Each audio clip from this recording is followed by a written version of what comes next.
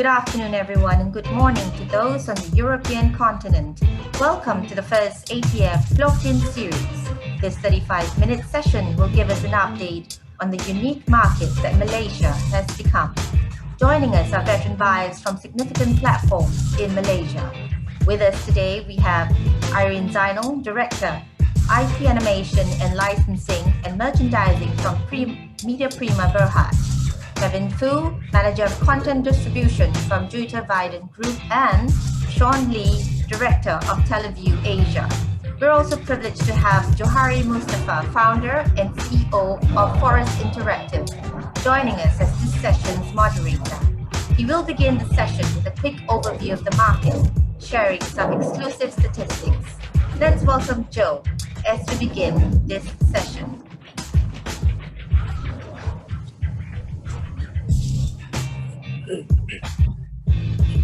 Welcome to the show. My name is Johary. I would like to share some of the slides on the current market overview. And here you go. Okay, so I'd like to talk about the market opportunity here in Malaysia. This is a report that I took from MDAC. So MDAC is a government agency here in Malaysia tasked to develop the multimedia and the content industry. And I think one of the most interesting points to note from this slide is the value of the OTT market, which is valued at about 154 million. And I think on top of everyone's mind today is the question of how much has that market grown? Since 10 or 20 years ago, when it was traditionally a broadcast or terrestrial channel, and now going to satellite TV and now down to OTT. So there is a lot of global demand for content, no doubt about that. And you might be wondering, what is the market size here in Malaysia? Is it sizable for me to, for any of you to supply content for this market? All right. Now I'll go on to the next slide. So there has been a lot of initiative in terms of going digital, and I think for Malaysia itself, it has been a talk about going digital for a long time. And last year we've seen this initiative of the digital terrestrial television, or going live. And with that is also the introduction of the existing TV channels, the new digital channels. And what we could see and what we noticed here is the new audience that is building up. There's really 2 million set-up boxes already distributed. There's talk about another 200,000 being distributed by the government, as well as an additional 3.5 million coming in from the digital channel, or the IDTVs. And the last slide that I want to bring up here is, this is a bit about 2 years old, and this was a statistic shared with Hootsuite, the behavior of Malaysians and how they access their regular TV programming. So terrestrial, as you know, has always been there, and that's why you see a big number, which is at 90%. But you could also see a lot of streaming contents, especially 2 years later on today. I see some significant growth in these numbers. And I would want to talk with the panelists on how these numbers are affecting the demand and supply from the audience, as well as from the program suppliers. And so if I could wrap it up and invite the panelists over. Okay, so welcome to the panel. I'm sure you saw some of the screen slides earlier that I showed. Yeah. Yeah. So I think one of the main questions that a lot of people have been asking, with the recent introduction of DTT, or what we might call back then was DVB-T and then DVB-T2, and then now that it has been introduced to Malaysia, more and more Malaysians now have access to the traditional, the terrestrial channels, and now to more channels being made available on the digital setup box. So do you see this as changing the demand of viewers in terms of the program content? Yeah, I leave it to any of you to answer that. Oh, leaving. Yeah. Kevin, you anything to say? You want me to start? I can start. Yeah, go ahead. Yeah, Kevin, perhaps. Yeah, some word from you. Yeah, I think the step of moving channels into the digital terrestrial landscape is a good thing because it actually enhances the quality of video and also gives us more platforms and channels to view content. But at the same time, it might also be, what's that word? Too many channel offerings for this market. That could be the downside of it.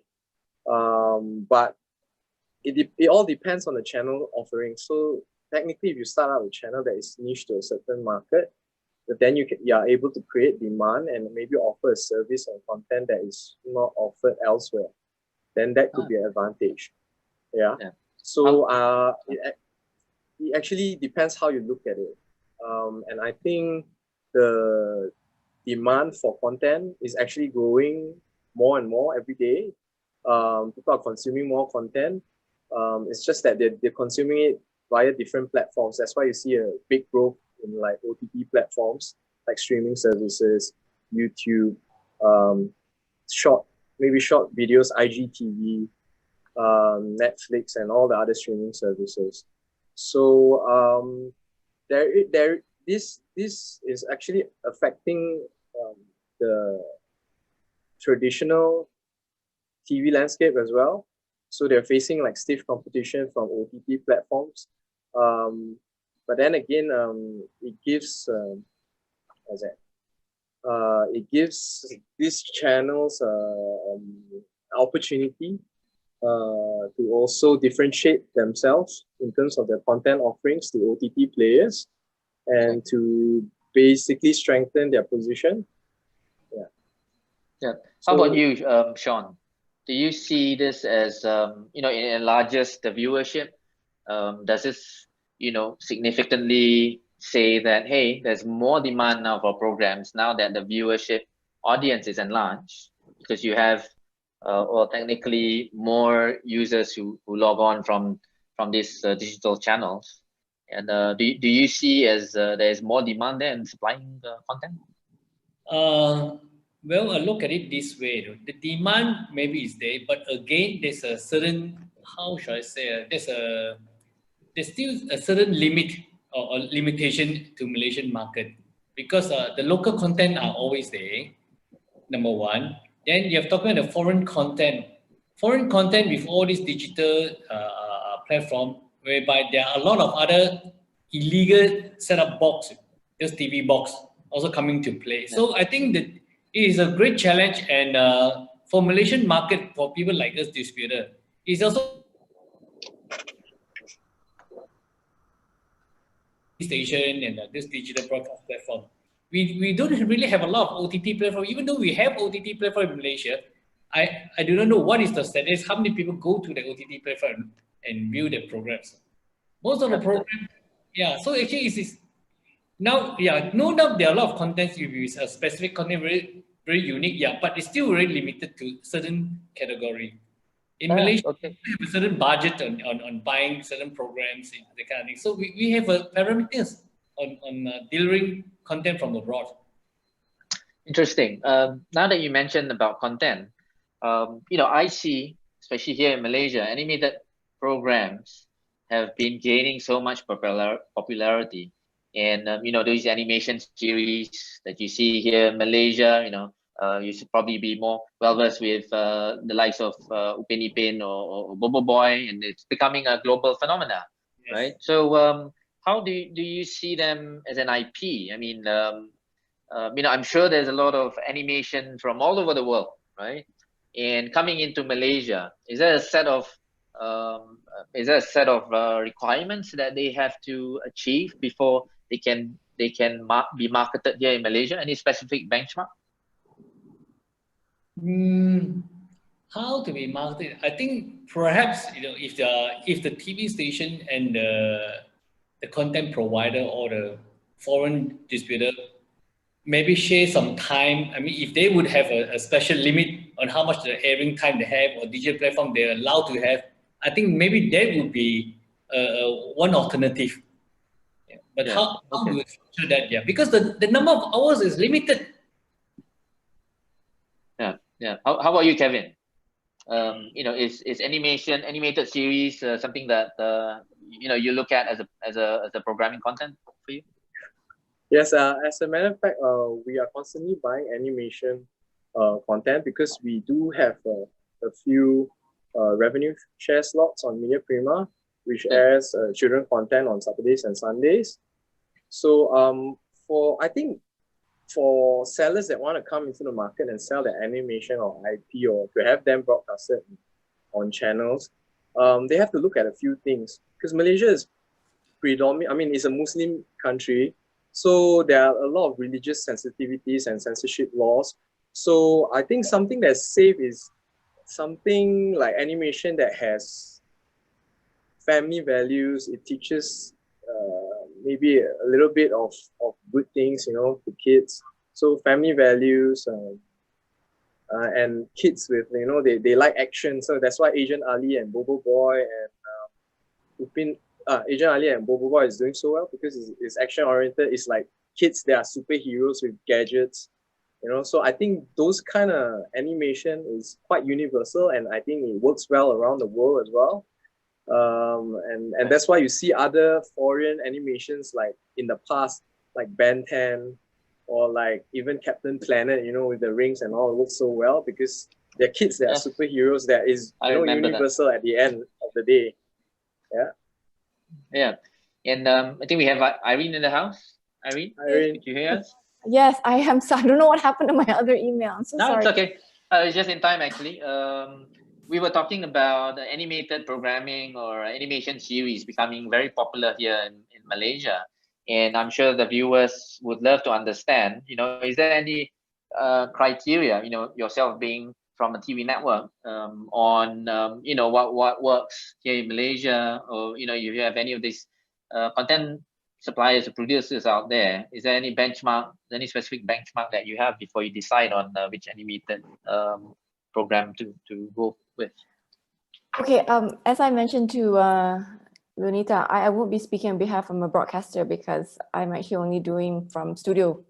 So my perspective, I won't be from a buyer perspective. I'm looking more from partnerships and collaborations that we could do. The same could be same, I guess. Okay, yeah. So okay. I mean, was that a trial question or is that a real question? No, it was. I guess there is a lot of different models. Coming up with your own IP, working on the co-pro animated series. And I'm sure that there's a lot of interest in terms of IP producers globally has come to Malaysia, and I'm sure you've been reached out multiple times. So without them coming all the way here, would you have like a specific requirement, like what they have to achieve before you could even think about doing something together? Okay, I mean, I think we can definitely look at.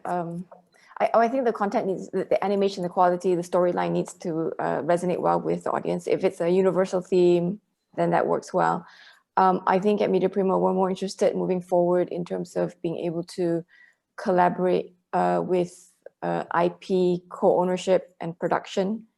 So if we were to bring it into Malaysia, that's something that it needs to have a viability from a commercial standpoint.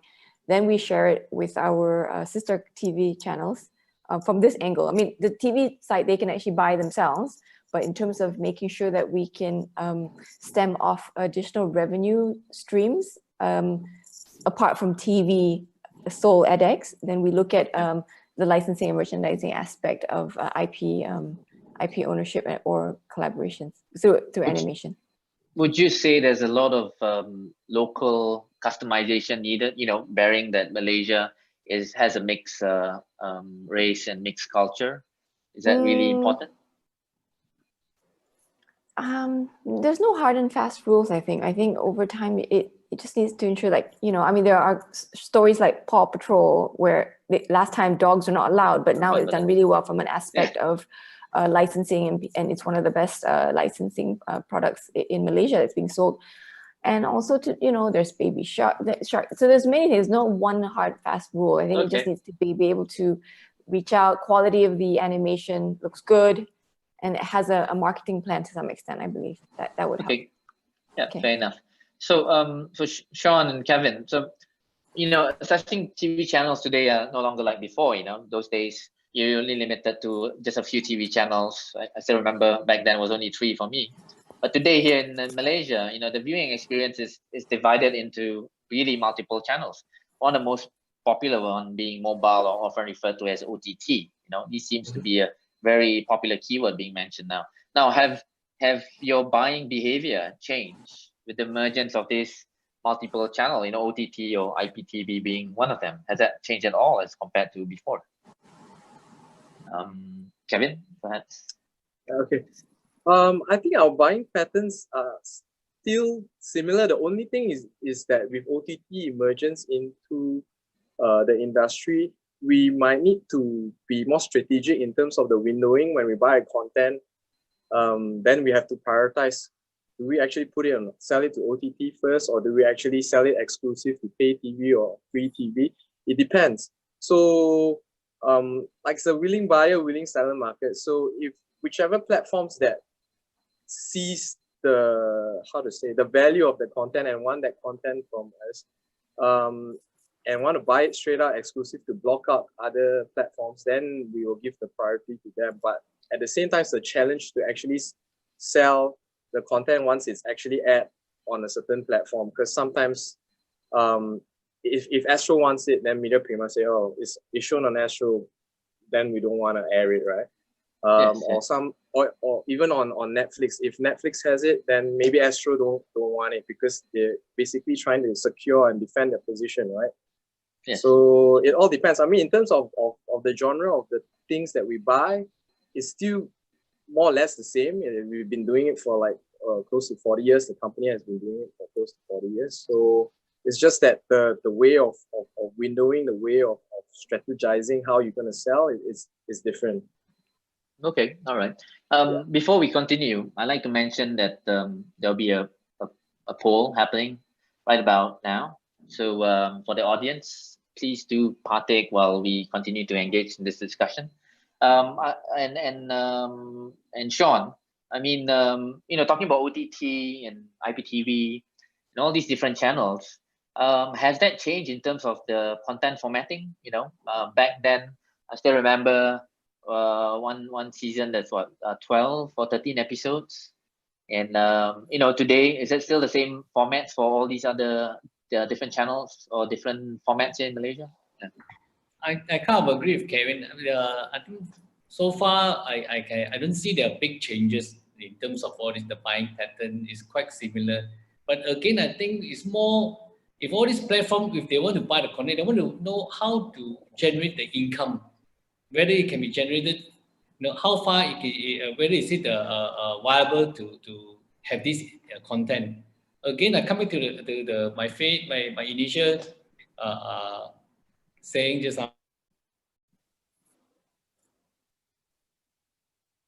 Broadcasters are really keen to work with you in this manner. Okay, all right, fair enough.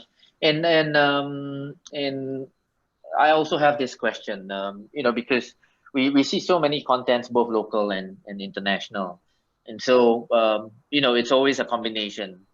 And I'm just curious, how as buyers, how do you decide? Is this a seasonal thing, or do you have like a quota that 50% has to be local, 50% has to be imported content or international content of some sort?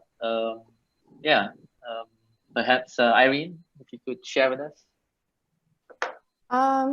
No, I think in terms of there is a programming mix and requirement by the content code, but I think we do enough local productions to fulfill that. And when we're looking for acquiring on the TV side, I think they will look at certain there is certain hours that will match. But I think once we're able to localize or localize a format or work with an IP and localize it, then there is a consideration in terms of when it changes to a language, then that meets a certain criteria. But I think scheduling has changed a lot also for Malaysia in terms of being able to have a lot more choices. I mean, there's the traditional television channels and then all the other platforms that carry. And I think YouTube plays a big part as well in terms of being able to carry your content on that.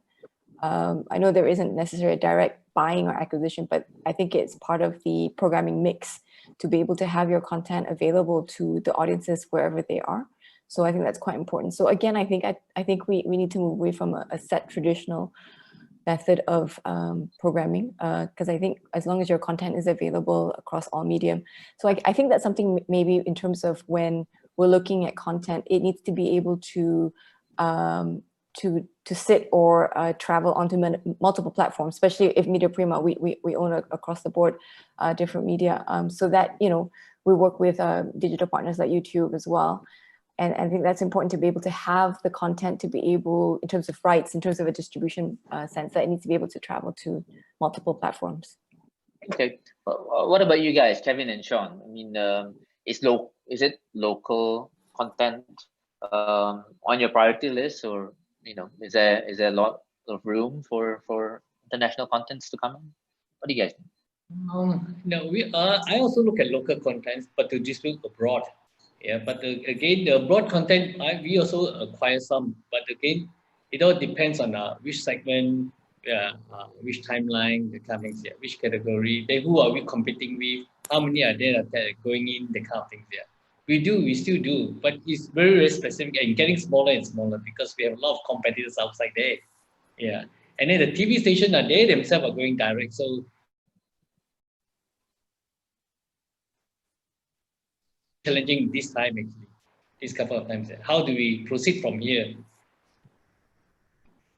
So, okay, fair enough. Yeah. So in that case, because from what I gather from the panelists today, is that deciding on whether content works or not would depend on the content itself. How you look at it, because creativity is very subjective, right? You will only know if there's any value once you see that content. So I think one of the popular questions that people ask is always, is there a specific genre that you are looking at? Whether it's documentary, sports, or it's a drama. And for example, I'm a documentary program supplier, and I'm just curious. Is there a market for documentaries in Malaysia? How do you? Yeah, what do you think about that? Well, basically some of them in sports, soccer, especially soccer. Those are the friendly soccers, not the World Cup, the kind of. So yeah, so these are unless there's a specific and popular soccer game like the Bundesliga friendlies, all these are. Yeah. So these are the area. Yeah, maybe there's a niche on it, and some probably exceptional. This lately about the TV dramas, a popular one talking about historical values and family values. Yeah, those are the love story. Yeah. These are the contents are still we are looking at. Actually. Okay, so Kevin, would you agree that for buyers, for suppliers, international suppliers coming into Malaysia, they would have to really look at who they will talk to. For example, any of you guys, and that you have certain specific genres that you are concentrating on. Is that even true? Yeah, I think the few genres that we are actually interested in acquiring and from foreign content suppliers are mainly animation. Dramas always work well because, you know, all the housewives and families, they love watching their K-drama, Korean dramas, Thai dramas, Chinese period dramas. Yes. And they get to watch it on, you know, free TV, pay TV, and even Netflix. You know, Netflix is investing more and more in Korean offerings, so they offer day and date with all the big, you know, Korean producers. Then we also do some docus. We buy some docus on it. Sorry. We get like wildlife, sports, maybe some travel as well, travel and food. Other than that, we also do look a little bit on the variety side. So those Korean variety shows, Japanese, maybe those like silent library comedy kind of elements to it. That's a good pastime for, you know, after work hours. You know, people just want to come back, relax, not think about anything, and just watch something funny on the TV. Yeah. So that's basically what we're looking for. I guess I can relate because I see a lot of Korean dramas these days. You know, everyone I know is either hooked on some Korean drama, and what are you watching? I don't remember. All I can remember was those days of Winter Sonata, but yeah, these days it keeps changing, right? Yeah, so it's like 20 years ago. I know. I mean, it keeps changing. There's always something that's really in trend, and then next week it's like, you know, people don't remember that anymore, and it goes on, right? Yeah. And then I still look at the terrestrial channels, and there's a lot of focus on Indonesian drama. Is that right? And I remember about 20 years ago, when I was working in the TV companies, these programs from Latin America. I can't remember back then, Maria Mercedes and all these programs were really a hit here in Malaysia.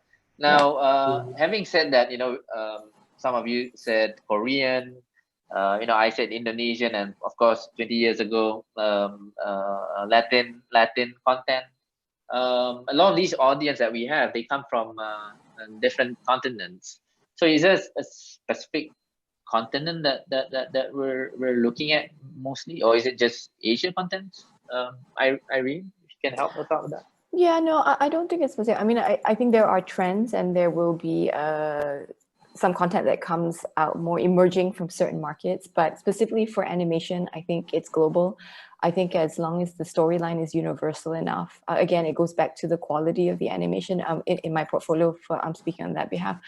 And so I think it doesn't really matter. We are considering at the moment animation from all over the world.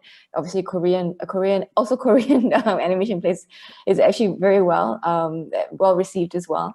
It's got some great titles. But I think out from Russia, there's a lot of great animation studios churning out great titles, and also across from the US. Yes, they have their own bread and butter, but in the UK as well. But I think it's important. I mean, locally, we're bringing up our own animation. There's quite a choice of Malaysian top animations, such as Agent Ali and Alif and Sophia and all the others. But I think it doesn't really matter for us specifically. It really is about the quality of the animation and the storyline, and the marketing viability of it to generate more revenue through licensing, merchandising for toys, and all these other fun things that kids will buy or make their parents buy from the animation. Wow, series. Interesting insights. And I was just wondering, if because these programs or content, you can just pop up anywhere, and as a newcomer to the industry, for some of them, they might be wondering, when I go to Malaysia, who do I approach, right? I mean, do people even respond to my emails, or do I have to go through a distributor? How does the big media companies, how do they buy it? So for the guys, Shaun, do you have any advice on this? Wow, this is actually actually it's really quite one thing. Except probably maybe I think in general, quote unquote, I think the distributor or the content provider abroad, actually they can actually go direct to the TV station, the broadcasters. But of course, there are some countries, because of some some protocol along the line. So some prefer to go through the distributor. Some just I suppose like Media Prima is open, so it's a more direct. So it's more approachable. I suppose Media Prima is more approachable. So to acquire more contents from abroad. Yeah. Okay. I might think that you're just worried about the culture, right? Is the content acceptable, or will it go through a lot of being scrutinized by the censorship board? And so probably back then, yes, there was a lot of censorship in place, and if you look at some of our other Southeast Asian counterparts, there's still a lot of censorship and localization. So does this still apply here in Malaysia? What I do know is English is being practiced here in a second language, but how about these censorships? And is it as strict as before? Or, is the mindset is that I need to go to a local partner or distributor because they understand the rules and the regulations in place? Is that still happening today? May I say something? Yes, Kevin, please. I think it depends on which platform that you approach. Interesting. So say, for example, if you have a content you're selling to free TV like RTM and Media Prima, then maybe censorship might be a little bit more strict in terms of, religious sensitivities, whether there's violence, whether there's sex, whether there's, how horror is, and how does the horror element ties to religious aspect of things that might affect whether you will be able to sell your content successfully. Then you have the pay TV platform which have their own censorship board as well. Pay TV might be a little bit more edgier, but still there is certain censorship guidelines in terms of all these sensitivities. And then again, you have like Netflix and View, and they have more relaxed censorship laws that that hold them accountable for now. So the government is trying to implement, I think, censorship laws that will apply to OTT platforms in the future, but at this point in time, I can see it's still quite relaxed. There's a lot of gray area there. Correct. I'll give an example, because I think about 2 years ago, we sold a Turkish content. It's called Magnificent Century to Astro, and they aired it during Ramadan, and there was a lot of, although the ratings were good, there were also quite a lot of lashback, and there were people saying that because the show is about the king's harem, and because they aired it during Ramadan season, so it wasn't, I think, the best time to do it. And also, although it's a very good series, some people actually had negative comments on it. So the show had to be aired on a later time, and it was stopped for I think until past Ramadan. So they stopped broadcasting for a while. So there are certain censorship guidelines, and because Malaysia is a Muslim country, although we're slowly opening up, we still need to abide to those censorship sensitivities, and sometimes it's very gray, which can be quite a challenge to people selling content to Malaysia. Well, I think it's something to do with context. I want to kind of jump in and just add to Kevin's kind of set, not an argument, but just kind of a different perspective. Okay. So TV3 aired Noor, which is the #1 drama in the country as well, Noor 1 and 2. And it was controversial. Prime time, it was a drama about a prostitute turning good through an ustaz, or through a pious holy man.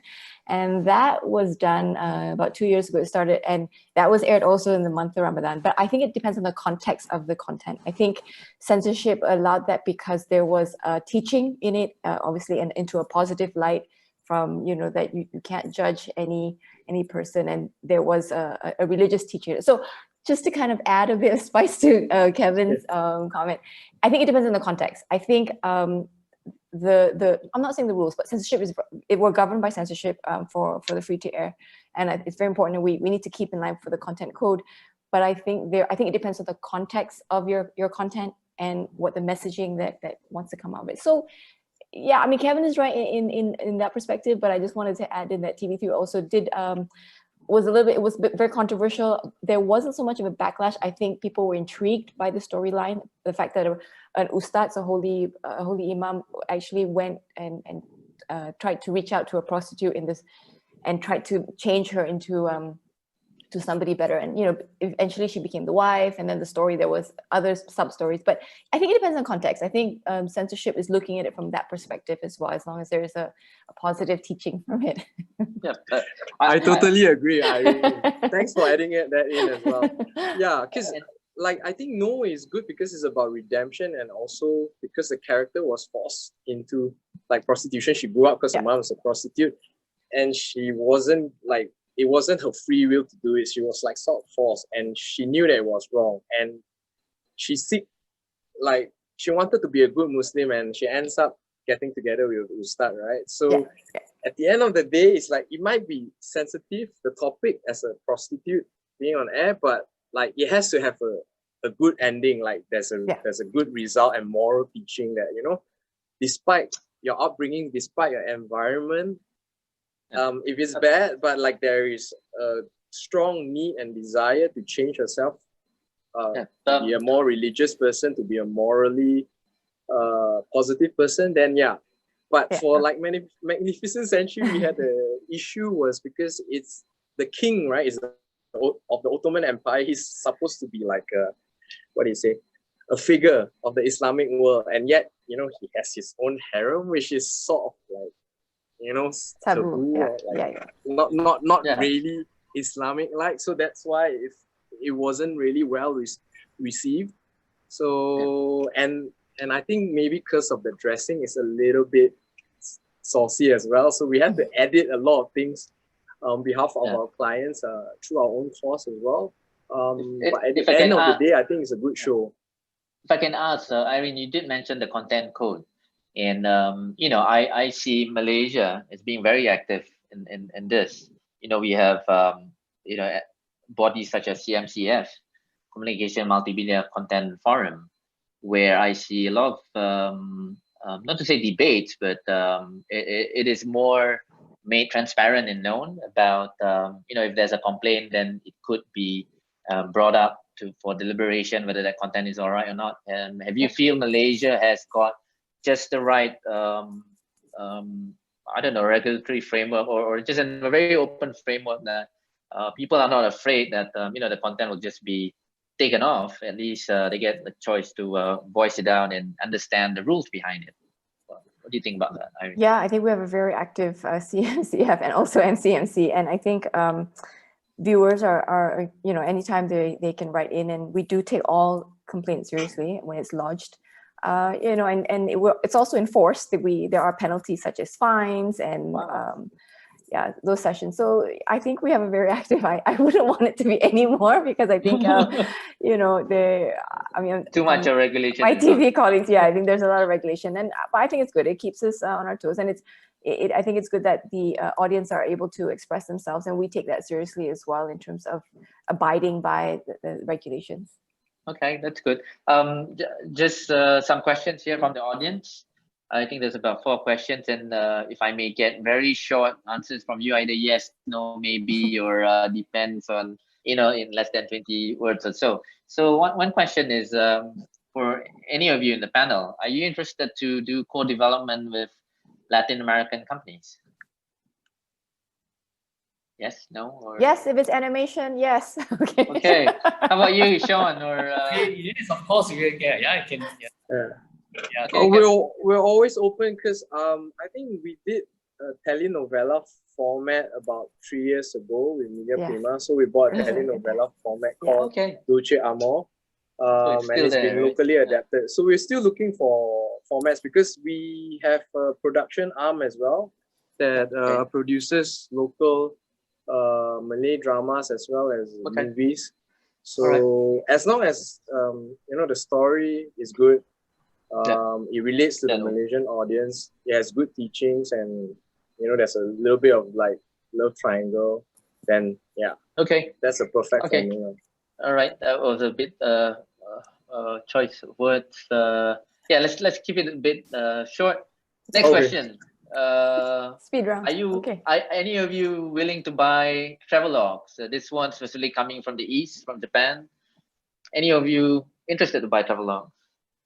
If it's animated, yes. Okay. Shaun, how about you, Yes. Shaun?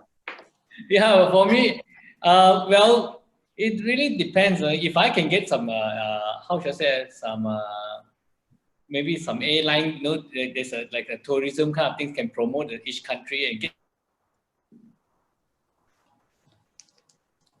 Hello.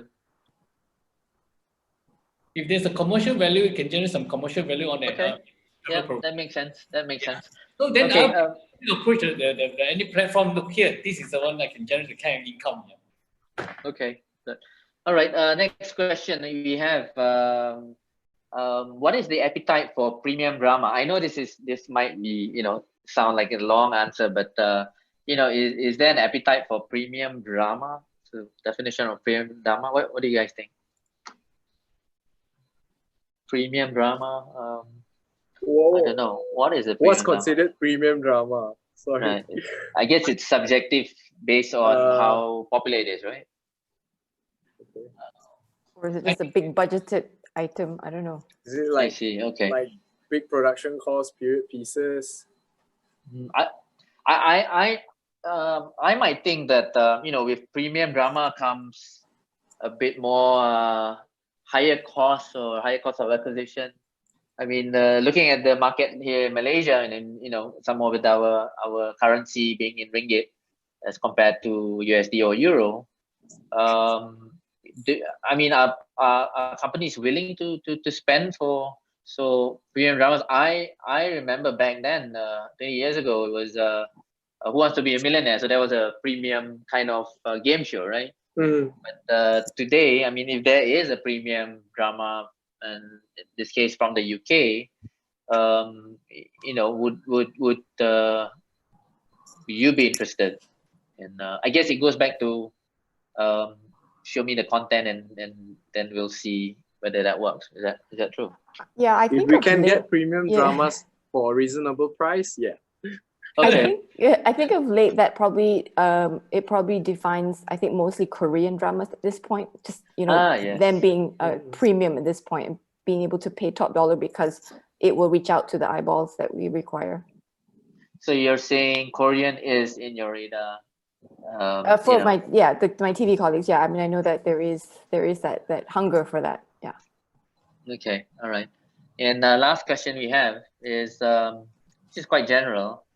What do you see as the biggest challenge in acquiring foreign content? Yeah, each of you, if you may. Shaun, if you can start with you. Wow. Or if you do acquire, I suppose it all depends on each and individual of us. Yeah, if I've been a distributor, is how we want to strategize our business. Like I suppose, like Kevin just mentioned, they have some airtime with certain TV station. Yeah, so if we can engage ourselves in this platform, similarity, the kind of things, yeah, probably buying a content from abroad, we still buy because we can generate the income together. This is how I address it here. Irene, how about yourself? I hear Korean many times. Do you face any challenge? What are the challenges that you might see? I mean, we can avoid all this by just telling our audience, what we could prepare. Yeah, I mean, our biggest challenge is obviously matching usually the budgets that come with it. I mean, I know it's a everyday story. Always yeah. So budgets are always a big thing for us at Media Prima. Okay, all right. But how do you? I mean, it's always a demand and supply, like what Shaun and Kevin said. But with the audience pool that we have, and from suppliers, sometimes they think there's an X amount of dollars that they need, and then when they come to Malaysia, hey, it's actually only one third or 1/4 of that X amount of dollars. How do you classify them in terms of saying, I'm sure you don't say take it or leave it, but yeah. It's hard to answer this question. Does that translate into like additional revenues, like you mentioned about merchandise? Yeah, we've got to be able to see the Yeah. viability. I mean, actually, I saw a question come through about, I think it was from Basil Yo, about animation, sorry, kids content. So I think our hunger for kids content is sizable. And I think there was a question about, do we take live action? Yeah, we're basically looking at IPs that we can collaborate. But again, I think it comes back to the partnership, the dollars and cents, and whether it works well with our market, in terms of whether it can, we can, usually the price is always quoted in USD, and whether that is something that we can recover well for everybody. Yeah. How about you, Kevin or Shaun? Yeah, I think it's the same. I agree with Irene. For us, is also the budget, because I think most of these sellers of content, they sometimes overestimate our market, thinking that we can pay X amount of dollars. But the reality of the case is often not. So then we have to try to pacify them, coming out with a lot of reasons why we can't pay that amount and why they can't expect what Thailand is paying or Indonesia, because maybe we're a smaller market and our GDP is not that high. And for us, the big problem is most of this content, like Irene said, is sold in US dollars, and the currency exchange, it can be quite painful at times, especially in times of recession or I know I'm not supposed to mention COVID, but now the US currency has shot up against the Malaysian ringgit. I think from 4.1 beginning of the year to probably 4.4 now. So just so to speak, is that I think buyers have to be considerate, knowing that the exchange rate has actually gone up quite a fair bit. So then that also justifies why we can't pay as much when the exchange rate is that high. So I hope some sellers of content will be able to empathize and consider that. Okay, just a quick question here from one of the audience. Is there examples of animation, either local or global, that you have gambled on and where the success has taken you by surprise? I know Irene is dying to answer that question. Yeah, it's Agent Ali, our number one movie of the year and number one animated title. So yeah, we're very proud of that. So we took a gamble. And obviously it doesn't happen overnight. It takes time. We've invested in that IP co-owned with Wow Animation since 2016. Wow. The beauty about that is, I think when we have a collaboration, we're able to also distribute it outside of Malaysia. So my colleagues at distribution in PWD, they do a great distribution in terms of selling it to over more than 30 countries in the world. So a lot of people have seen it.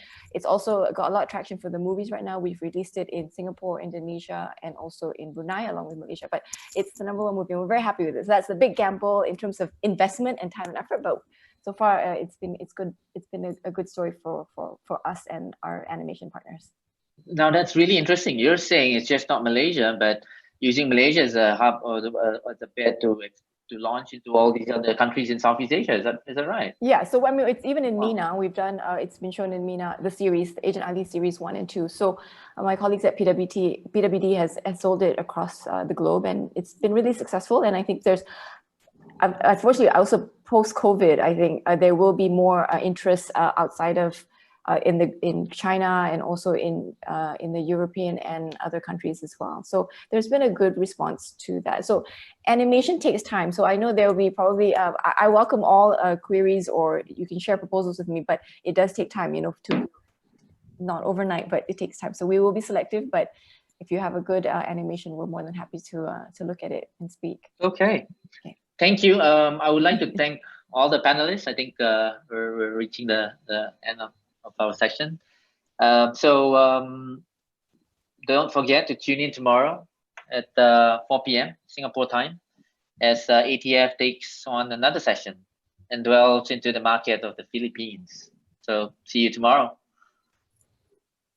Thanks. Thank you.